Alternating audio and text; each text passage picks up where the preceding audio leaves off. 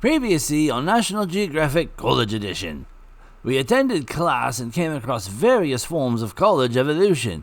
We saw frat bros evolve into giant chickens and sorority sisters evolve into the elusive Karens out in the wild.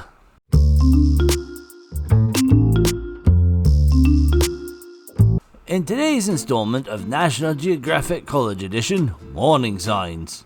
To a normal person, when you see a warning sign, you tend to heed its warning and do as instructed. Given the penchant that students have here at FU for wanting to have the perfect picture for the InstaTwit app, I wanted to see who acknowledges the signs and who doesn't. I asked the grounds crew to set up a group of barricades around an open manhole cover, as well as a few warning signs 30 feet from the manhole to give plenty of time to react to the sign. At the start of the experiment, I was pleased seeing people react and walk around the danger that was presented to them. Around 45 minutes into the experiment was when we had our first casualty. The stereotypical airhead skipped up to the sign, and I tried to hold my laughter in as much as possible. As she approached the sign, I thought she was going to do as the sign suggested and walk around. Predictably, she took a selfie with the signs in the background to post to her social media platform of choice. After she took her photos, I thought she was going to walk past the signs, but instead turned too soon, tripped over the sign, and flew feet first into an open manhole cover.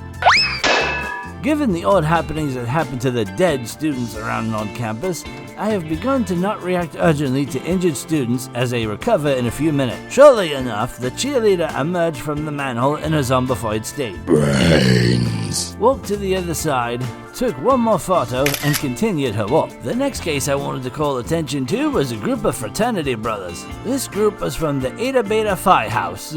They were horsing around on the sidewalk, nothing unusual, right? As they approached the sign, one brother proposed the idea of them attempting to leapfrog over one another, over the sign, and over the open manhole. I watched as they began their challenge, and I had hopes that they may succeed. As they closed in on the cover, one brother hopped over the sign, but then the brother behind him made his leap, and his foot landed and slipped underneath him, making him fall down the hole to the pit below. As the fallen brother took the plunge, another one fell next to the hole, but not into it.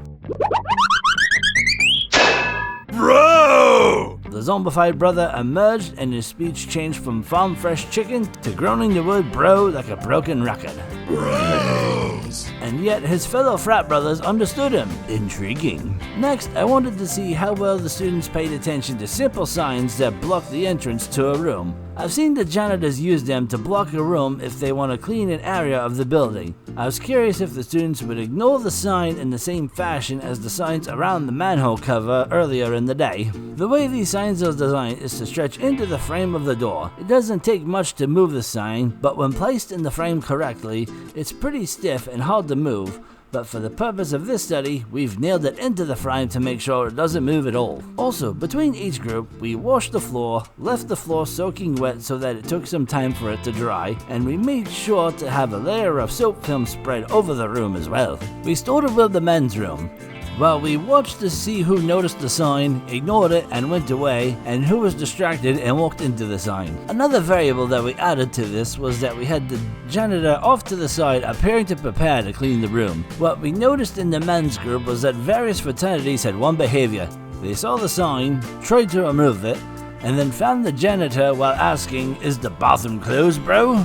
Bro! The frat brothers never entered, they just seemed to want to look for another way in or question what was going on. The next group was just regular boys who saw the sign and asked the janitor how long until it was open. Nothing out of the ordinary. The next group I will label cell phone addicted will make Benny Hill happy. The first boy was talking on his phone, not aware of his surroundings. As he turned into the doorway to the bathroom, he walked full force into the bar and flipped over it. After flipping over the sign, he continued to walk to the stall in the bathroom while slipping and sliding all over the floor. Side note, he did this without dropping his phone, so he gets points there.